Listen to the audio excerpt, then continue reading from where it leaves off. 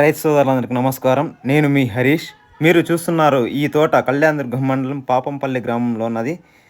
ఈ తోట సాగు చేసిన రైతు చేసిన స్టేకింగ్ విధానం నన్ను ఆలోచింపజేసింది. అది ఏమిటంటే టమోటా పంటకు ఎండ తీవ్రత తగలకుండా నర్సరీలో వాడే గ్రీన్ నెట్ ప్రతి బెడ్డుకు కట్టి టమోటా పంటకు ఎండ తగలకుండా చేశాడు. ఇది చాలా ఖర్చుతో కూడుకున్న పని. ఇలా చేయడం వల్ల ఎండ తీవ్రత పంటకు పడకుండా కాపాడుతుంది. అలాగే దిగుబడి పెరుగుతుంది, మొక్క ఎదుగుదల బాగుంటుంది. ఇలాంటి మరిన్ని విషయాలను తెలుసుకోవడానికి మా ఛానల్ని సబ్స్క్రైబ్ చేసుకోండి అండ్ షేర్ చేయండి అండ్ లైక్ చేయండి. Thank you.